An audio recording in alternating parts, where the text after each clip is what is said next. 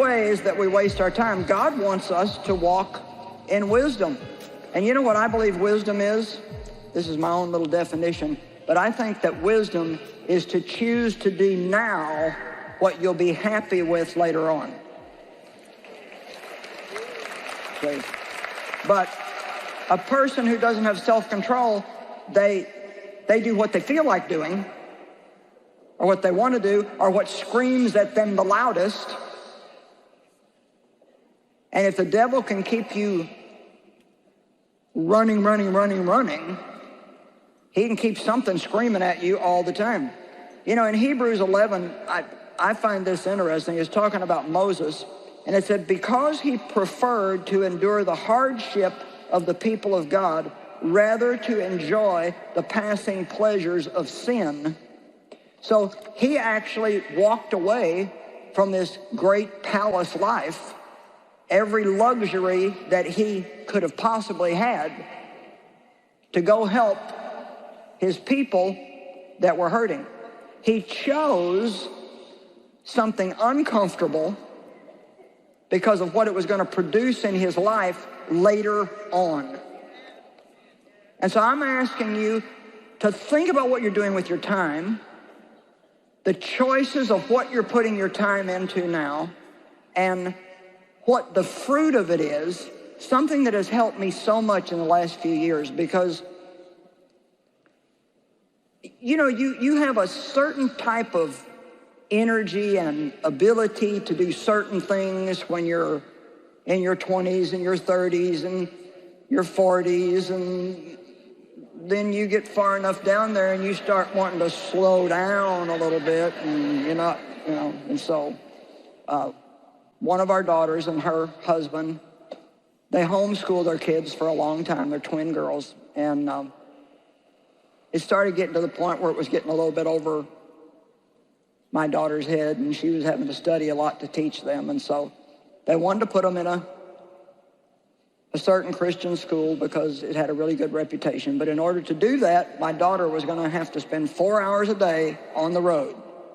An hour to take them there, an hour to go back home, an hour to go back and get them, an hour to come back. That's if the traffic was good. Then they got into sports, and so it was an hour to take them to games. It wasn't even worth it to go home because it was going to take so long to go back and get them. And so they were just spending so much time on all this. And so my son-in-law just finally said, I really think we should take them out of that school because it's taking too much out of us. And so they looked at fruit versus effort. Well, the fruit was the girls loved the school. Well, yeah, but they're not doing the driving. And so bottom line is they made a change, and they're going to do something else now, and everybody's happy about it. It's going to give everybody more time.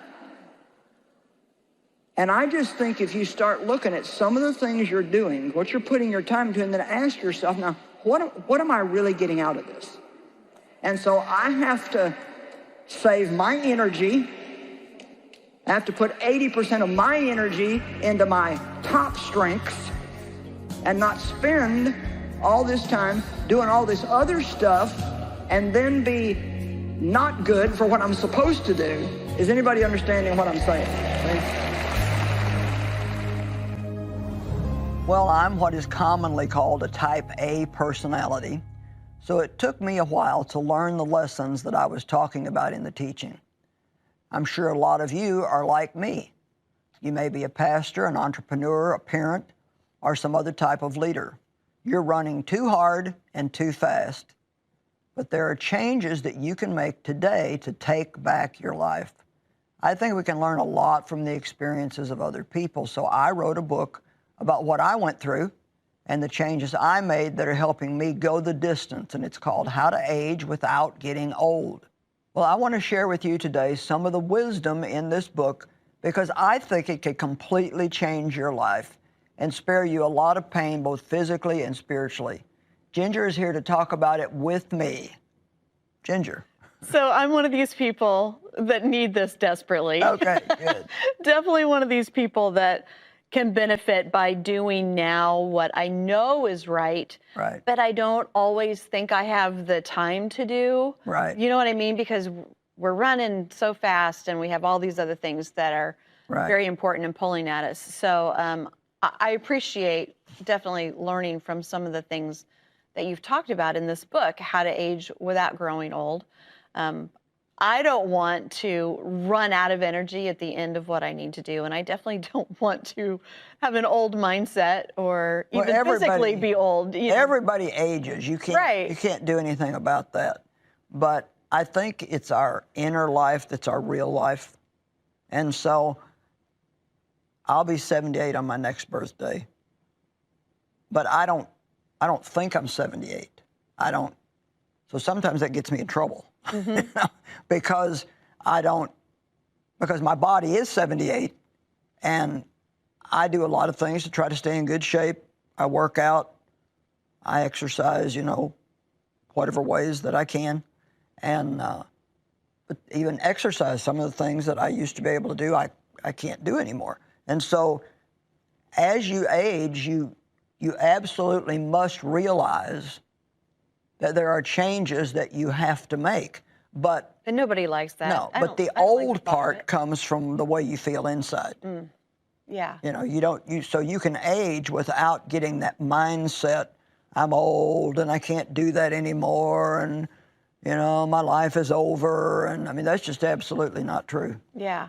Well, my copy, I've got a lot of little dog-eared pages in here. And I think for many of the people who are watching, who are leaders, they're owning their own business, they are raising children that are keeping them really busy, those types of people who have a hard time doing what we need to do to take care of ourselves.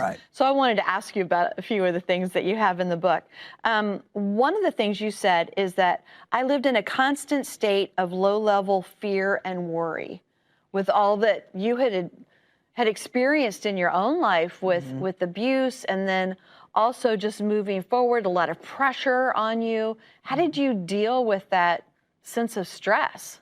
I think the problem was I wasn't dealing with it. Exactly right. I was just, a doctor told me one time, and he was a good friend of mine, he said, your mind is stronger than your body. And many, we'll call them type A personalities. I know there's all kinds of different tests out there today, and they refer to these strong personalities in different ways, but they don't like to admit that they can't. No, you're so right, yeah. And they're strong mentally, and if you're not careful, you can do things that just aren't wise. You know, you'll override the way you feel. And I did that over and over and over.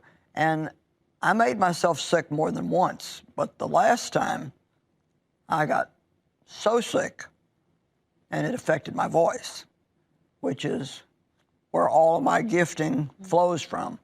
And I finally came to the point where I realized I absolutely had to make some changes. Now, you know, I know that most people that are 20, 30, 40, even 50 are going to think they don't need this book. My own daughter is in her early 50s, and I said something to her the other day about, because I just reread the book recently, and I thought, you know, this really is a good book. It's interesting. I write the books, but then sometimes if I read them as a reader, it different experience affects me in a different way. And I told her, I said, you really should read this book. It's really good. She said, well, why would I need it? I'm only 50. But see, that's the very attitude that I don't want people to have. Because if you wait until you need it, then you're probably already in trouble. And I'm trying to help people make the adjustments and the changes earlier in life so they don't get to the point where they're falling apart or their nerves are shot or they're sick because they haven't taken care of themselves. Yeah. You have a couple of other statements, and I'm just going to buzz through these because I think some people will go, I can check that one off. I can check that one off. One says, I had deep-set insecurities. I thought my worth and value came from what I produced through hard work. Yeah. Another one says, I dealt with migraine headaches. I have a strong personality and lots of determination. So although I didn't always feel good, I pressed on. Right. I know so many people who are saying, yes, that's me. Yes, that's me. No one is invincible is something that you say in here. So for all of us who are on that kind of treadmill, before we stumble and fall off the treadmill, what are some of the changes that you suggest people make?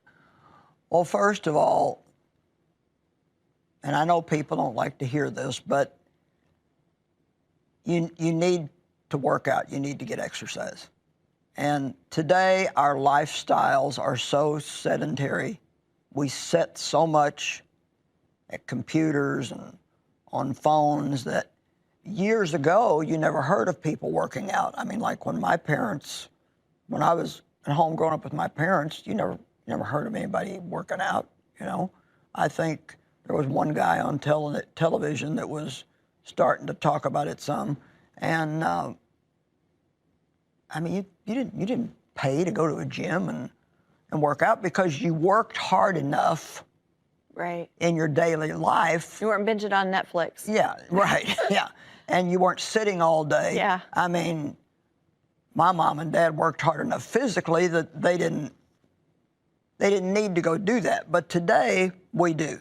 And whether that's going to a gym or whether it's taking a good long walk every day, or we have all these joints and different things because God wants us to move. So also, and I know people don't like to hear this either, you can't live on junk food and expect to be healthy. You know, you need to eat wholesome foods, and that doesn't mean you can never have a dessert, you can never have anything you want, but everything needs to be in balance. Mm-hmm. And you need to rest. And I'll tell you just like one little change that I've made that has made all the difference. People like me have a tendency to go from thing to thing to thing to thing to thing to thing. So yeah. I would get up in the morning, do this, do that, do that. I work out on Monday, Wednesday, Friday. I'd work out, then I'd go straight to get cleaned up for the day. And I've started taking what I call 5-minute vacations. So now, when I'm finished working out, for example, I'll go out into our hearth room and I'll sit in the recliner for just 5 to 7 minutes. Just sit back, drink something. If it's cold, I'll turn the fireplace on, put my feet up. And I told somebody the other day, they walked in, they said, "What are you doing?" I said, "I'm taking a 5-minute vacation." They said, "What in the world is that?" I said, "I'm giving myself 5 minutes between events." It just gives you a chance to let your body calm down and recuperate from what you just did to get ready for the next thing that you're going.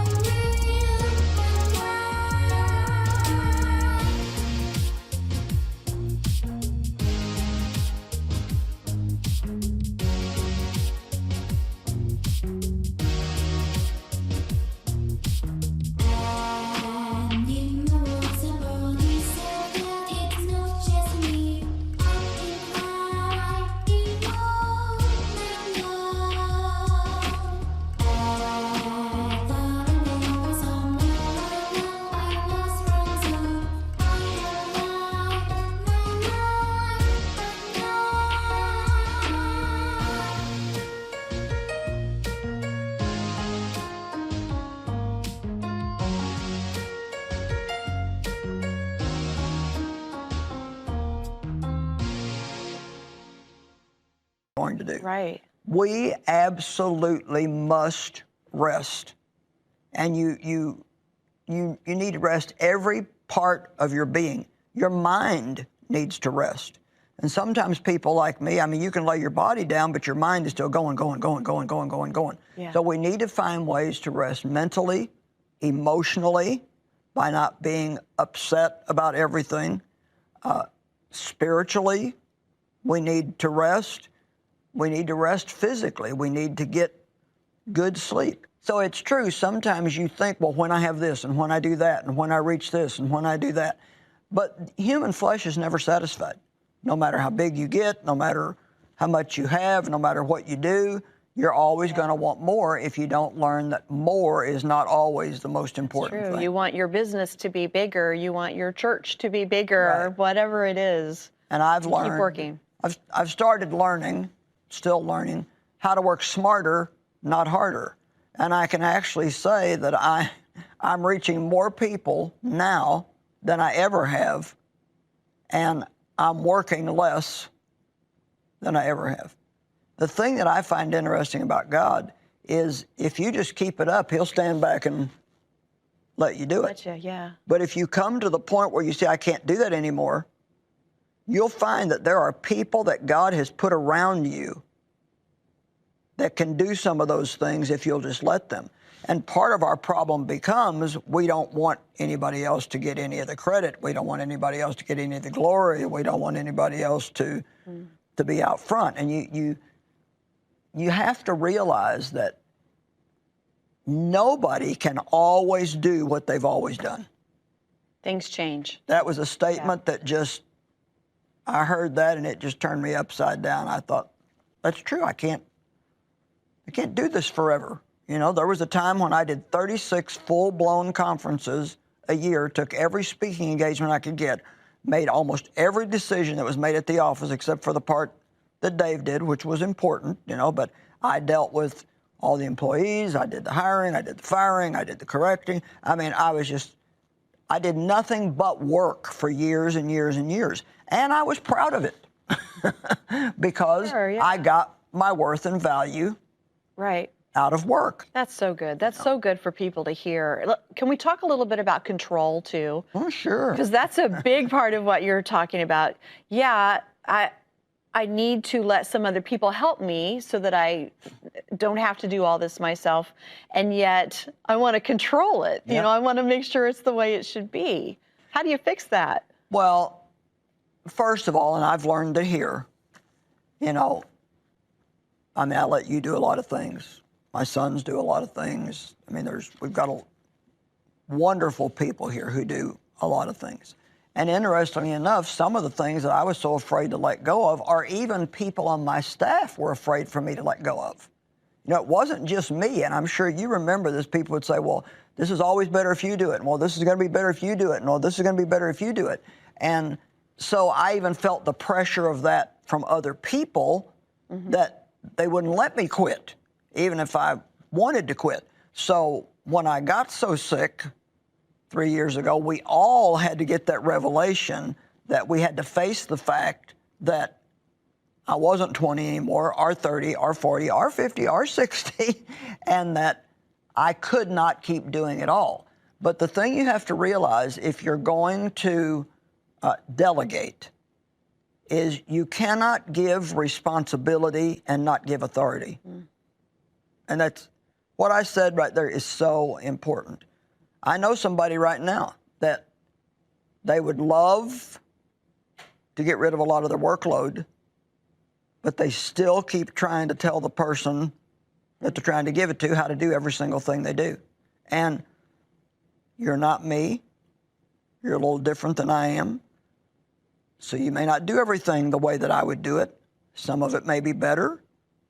Some of it might not be as better. But a lot of the things that we think are so important, other people don't even notice. Yeah. And so I don't like every book cover or every magazine. Well, I do like the book covers because we agree on them before they go out. But I'm just trying to make the point that I don't like every single thing that I see on our web page. I don't like every single thing that I see You know, sometimes they'll change my titles to something else, and I'm like, I don't like that. That's my title. Leave it alone.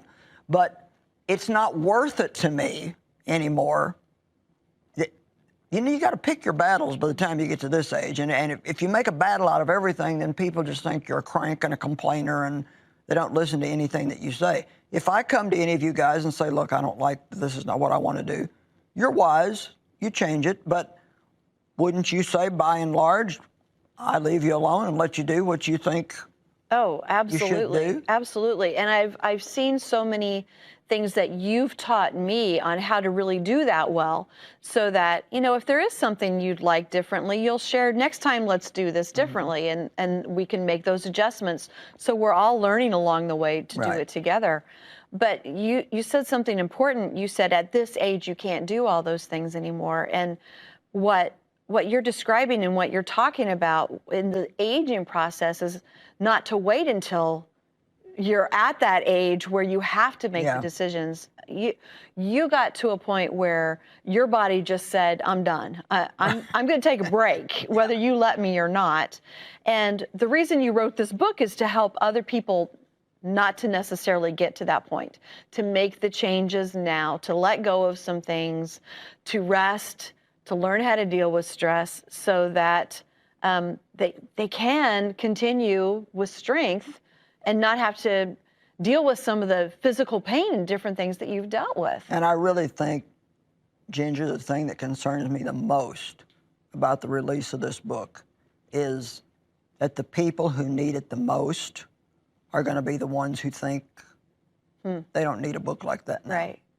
I hope and pray that people that are younger will get the book and get the information in them so they're there for the long haul. See, it's very, very important to me that I finish the call on my life. And the way I was going at it, I was not going to. And when I got so sick 3 years ago, and a lot of people may not even know that I got that sick, but I mean, I got up one morning and my mouth was absolutely on fire. And I had something called burning mouth disorder. A lot of doctors hadn't even heard of it. And they said it was either caused by hormone imbalances or by stress. And the interesting thing about stress is people like me never want to admit they have it. Right. You know, it's like, I mean, if I would go to the doctor and they told me it was stress, they made me mad. They just stressed me out more by telling me that it was stress. Because I thought stress meant that you couldn't handle life. Right. And my mother had a nervous breakdown, and so that was a particularly touchy subject for me. It was like, I don't want to talk about nerves. I don't want to talk about stress. Don't try to tell me I can handle whatever I need to handle because I'm strong. Yeah. And that's just, it's such a foolish attitude when you really think about it. Well, I mean, I talk for a career. That's what I do. And my mouth was hurting so bad and my throat was getting so dry that for the first time that I can remember, I had to cancel a speaking engagement. So it was obvious that I could not keep doing things the way I was doing them. And so, long story short, I had every kind of test, check up this, and they told me. And other things happening in your body as well. Oh, yeah. I mean, I was shaky. I was nervous. I mean, literally shaking. I was so tired that when I'd get out of bed in the morning, it was all I could do to get from the bed to the chair. And I thought, it really scared me. You know, it's like, what's happening to me? I mean,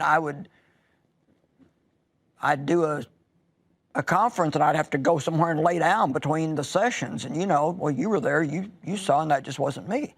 Well, I started letting other people do some things at the conferences, you know, instead of me doing everything, you started helping with some things, and Pastor Mike started helping with some things, and I did the part that only I could do, which was the teaching, but I really wasn't doing a lot else other than that. And a friend of mine, Christian man who's a doctor, checked me into a hospital in Houston, and they did all kinds of tests, and they said, basically, your blood work is amazingly good for somebody your age. Now, do you know how mad it makes you when you feel as bad as I did. Oh, yeah. And they tell you how healthy you are. Yeah. It's like, It's not well, what you want to hear. You want to. what is wrong with me then? Yeah. And they just said, you have adrenal fatigue. You've completely worn yourself out. So, all right, well, what am I supposed to do? The doctor looked at me and he said, you're going to rest for 18 months. And I said, this was what I said. What does one do while they rest for 18 months? Well, it was obvious I had a problem. The first thing I wanted to know, I was in the shape I was in because of doing all the time. And the first thing I wanted to know is, well, what am I going to do Right. while I'm resting that long? Well, and it did take, it took a little over 18 months for me to get back to feeling normal. But I tell you what, you put the fear of God in me, and if I start getting like I was supposed to be taking my son to lunch on Monday, but last week I was really busy, and I just called him over the weekend. I said, I'm going to need to cancel on Monday because I'm tired, and I really just, I won't just go every day now. Yeah. Go, go, go. I have to have days to rest in between. And I would just as soon go. You know, my personality is I'd rather be in the thick of everything that's going on and know everything that's going on and be making the decisions and, you know, be in control of everything. But it's not God's will for me anymore. And if I'm going to finish what he's called me to do, then I have to make these changes. Yeah. And I think in our society, in the Western culture, we are so hyper-focused on what we're doing. I mean, everybody just wants to know. They don't want to know, how are you? What have you been doing? You know, and you don't want to tell somebody nothing. You know, but I've kind of gotten to the point where I kind of like that. You know, I didn't do much of anything this week. And I feel good about it. Yeah, and I just rested. But I think even more so, you have to get to the point where you know who you are in Christ. Yeah. To get to that point. I remember a man telling me, and this has been in the last year, 86 years old, and he said, and it was bragging, he said, well, I'm 86 and I'm busier now than I've ever been in my life. And, you know, there would have been a time when I would have thought, oh, that is so spiritual, that's amazing. And I thought, that is just plain dumb.